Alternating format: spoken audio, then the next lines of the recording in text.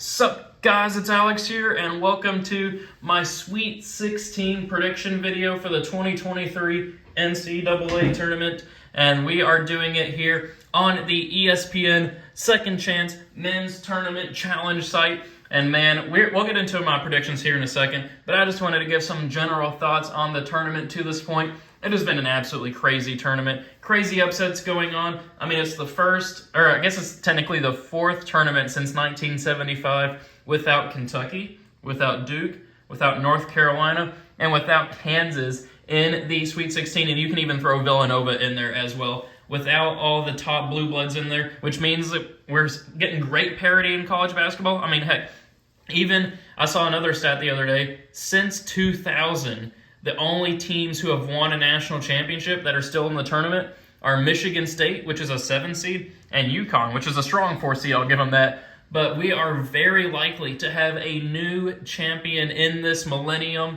Yeah, that's just a crazy thing I didn't even think about whenever I was evaluating the teams that remain. But kind of looking back on the tournament to this point, crazy upsets galore. I mean, obviously, we got to talk about Fairleigh Dickinson upsetting Purdue, a 16-1 for only the second time ever. Fairleigh Dickinson was the smallest team in Division I out of all 363 or however many teams there are. Was very low in all of the KenPom rankings. I mean, heck, they shouldn't have even been in the tournament. They lost their conference final to Merrimack, but Merrimack wasn't even eligible, and so Fairleigh Dickinson had to play. They even went through the first 4 games. It seemed like a team of destiny, but then they ended up losing to Florida Atlantic. So that was just absolutely crazy, but so fun to see. I mean, I had Purdue losing in the second round, so I didn't see Purdue going very far. But I didn't see Purdue losing it in the first game to Fairleigh Dickinson. But then we also had another 1 seed going down with Kansas. Don't know how much of that is related to Bill Self. I mean, I'm not going to try to give Kansas an out, but there you go. That's a potential out right there. He wasn't coaching in that game. But very happy to see Arkansas, an SEC representative, moving on to the Sweet 16, especially as an 8 seed. But speaking of the SEC, my Kentucky Wildcats did fall to Kansas State. Thought they were going to make a run there at the end, but the better Wildcats team won. You got to admit it. Kansas State moves on to the Sweet 16. Alabama just cruising their way to the Sweet 16, not struggling at all. They look like the tournament favorite at this point. But then you have other upsets like 15 seed Princeton in the Sweet 16, a 15 seed in the Sweet 16 for the 3rd year in a row. Back in 2021, we had Oral Roberts. Last year, of course, we had St. Peter's, who had made it to the Elite 8. And then we have this year Princeton moving on. So maybe Princeton can make an upset happen. We'll see what happens. And then we also had Furman, the 13 seed, upsetting Virginia. I mean, heck, when Virginia was up by 3 with the ball, I turned that game off. I was like, you know what? Virginia's got this in the bag. They're going to move on there. I turned it off. And then whenever I found out that Furman actually won, that I was like, what? That was just a crazy thing that happened. But there were some other upsets as well. But man, I am so freaking excited for this Sweet 16. Oh, I also forgot to mention other things like 2 seed Marquette falling to 7 seed Michigan State in a pretty good game. Michigan State just kind of controlled that one throughout. Can't even really say anything too bad about it.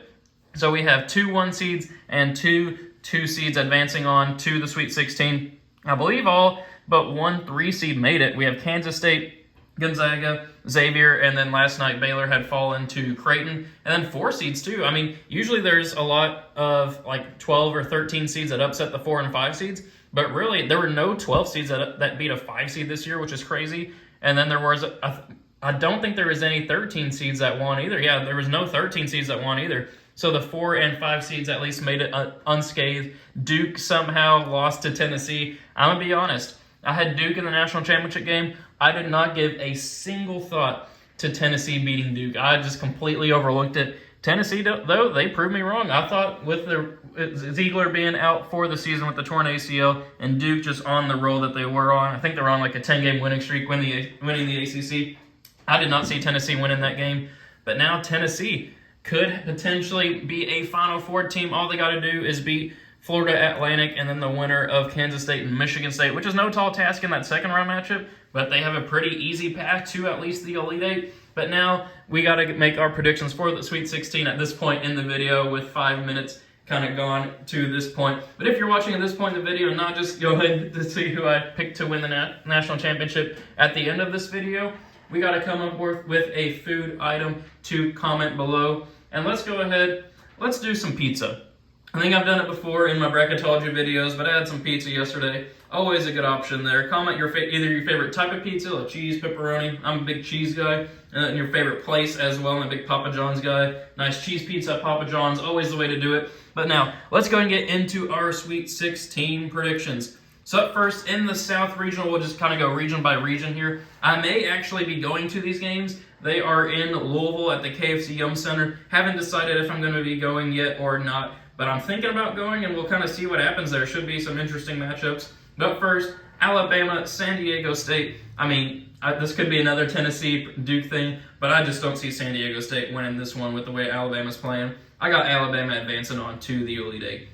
So then we have Creighton and Princeton. Princeton, a team that kind of seems like a team of destiny right now, beat Arizona, then just crushed Missouri yesterday. Missouri tried to fight back at the end, but Princeton was in control of that game pretty much throughout. Creighton and Princeton, as much as I want to see the 15 seed advancing on to the Elite Eight and have a true David versus Goliath matchup, a 1 seed, the number 1 overall seed versus a 15 seed, I just don't see it happening. I think Creighton's hot shooting will continue here. They're just a better team than Princeton is at this point, and I got Creighton advancing on. So then for a spot in the Final Four, Alabama versus Creighton. As much as I'd love to see Creighton moving on there as the 6th seed into the Final Four, I mean, I just don't think that Alabama's going to struggle too much here in this region, at least until they get to the Final Four. I am going to have Alabama advancing on to the Final Four out of the South Regional. And I know that's pretty chalky, but I mean, if you don't agree with me, I mean, I don't really see how you can even make that case just with the way they've been playing in the competition they're going to be facing here in the Sweet 16 and Elite Eight. But now we'll move over here to the Midwest Regional, Houston and Miami. Houston's a team that has kind of been struggling to this point, really. They haven't really been looking like a true number 1 overall seed. They were, I think, down a little bit to Northern Kentucky, then pulled away at the end. But Northern Kentucky gave them a scare, that's for sure, in the round of 64. And then even not yesterday, but a couple of days ago in the round of 32, Houston versus Auburn. Auburn was up by 10 at the half. Auburn just missed like every single free throw that they had. I think they missed like 16 free throws in that game, and Houston was able to squeak away and secure the victory. But they have not looked like a team at destiny to this point. Miami's playing very well. Took care of business against, who was it, Drake. Though they needed a crazy run at the end of the game to do it. Drake just went ice cold at the end of that game. Then Miami took care of Indiana. But I do think that Houston, with Marcus Sasser, guard play wins the tournament. I think he's a better guard than Isaiah Wong is, and I got Houston moving on. So then we have Xavier versus Texas. I'm going to go with Texas winning that one. I don't think I'm giving Xavier enough credit for what they've done this season, but I think that Texas will handle that one pretty easily, which sets up our Elite Eight round here of Houston versus Texas. And I think that this matchup is going to be crazy. I'm very excited to see what happens here and who will move on to Houston in the Final Four.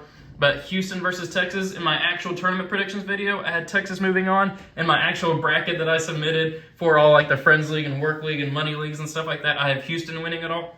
This matchup, I think, could go either way, and I am honestly going to go with Houston moving on. I think they've been the better team all season. Could easily see Texas winning that matchup there, but I am going to go with Houston advancing on. So both 1 seeds remaining, they will advance on to the Final Four. So we'll go down here to the West Regional, Arkansas versus UConn. This should be a fantastic matchup here. Really interested to see what happens and who ends up winning that game. UConn playing very well so far with Sonogo just coming off the bench and looking incredible. I'm going to go with UConn there, but you can't count out Woo Pig Sooie. They could easily pull off the upset there, even if you want to call it an upset. But then Gonzaga versus UCLA, rematch of that crazy 2021 Final Four game. I'm going to go with Gonzaga moving on. I think UCLA's looked like the better team so far during this tournament, but I'm going to go with the experience of Drew Timme, the experience of Mark Few advancing on to the Elite Eight here, which I believe this is what I had, these two teams, Gonzaga and UConn, in my original Elite Eight in the tournament video. But I am going to keep it going as well. Same thing as I did in the NCAA tournament. I am going to go with Gonzaga moving on to the Final Four and beating UConn there, which sets up our last region here, the East Regional. Tennessee is going to handle business against Florida Atlantic. I'm not going to talk about that one too much. But then we have Kansas State versus Michigan State. This matchup, if you've been watching my bracketology videos, back when Kansas State was a 2 seed and Michigan State, they've been a 7 seed for a while. I had Michigan State upsetting Kansas State almost every video, so it's not like this prediction is going to come out of nowhere, and it's not like I'm salty that Kentucky lost to Kansas State. Kansas State, they were a hell of a team to watch in that game. They were looking like the old Showtime Lakers with Marquise Noel just leading the charge. But I do think Tom Izzo will lead Michigan State to the Elite Eight. The experience of that team, the experience of the coaching, I think Michigan State's going to handle business there. Not handle business, but I think they'll beat Kansas State, which sets up Tennessee versus Michigan State here for a spot in the Final Four. And you know what? I'm going to do it. I'm going to go with Michigan State here. Moving on to the Final Four, the 7 seed here, the third highest seed out of the East. I got them beating Tennessee there and moving on to the Final Four, which now sets up Alabama versus Michigan State and then Houston versus Gonzaga. For the Final Four, we are going to go with Alabama advancing on past Michigan State. As much as I'd love to see the upset there with Michigan State, I don't think you can pick against Alabama right now. But then we have Houston versus Gonzaga for a spot in the national championship. I am going to go with Houston winning that matchup there. Could easily see Gonzaga winning that matchup as well. Gonzaga's look pretty good, or at least to the point to where they're just matching Houston. But I think Houston's going to turn it on. Now that Sasser should be fully healthy by the time these games kind of come around, which sets up Alabama versus Houston, a team of destiny per se with Alabama, a team that has been number 1 in the AP poll for a while in Houston, but not a lot of people believe in. But for the national championship at this point, who am I going to go with? I am going to go with Alabama. They just look like the better team so far. I mean, the eye test. You got to go with Alabama. As much as I'd love to see Houston win it, and win some money in some Friends League and Work League and stuff like that, you got to go with Alabama. They were passing the eye test. They're just looking absolutely incredible right now. As much as I know this, like looking back on this video, a lot of chalk, but I do have 7 seed Michigan State moving on. I just think these are the 2 best teams right now. Alabama and Houston, I think that they both deserve to be in the Final Four game. Going to be a crazy atmosphere there in Houston. It'll be very interesting to see kind of what happens when that game plays out. But I have Nate Oates and Alabama winning. I believe that's their first national championship in school history, at least as of recent times, that's for sure. But thank you guys for watching. Let me know your own predictions in the comment section below, and let me know what you think of my predictions as well. Always interested to see what people think about those. But thank you guys for watching. Hope you enjoyed it, and I will see you all later.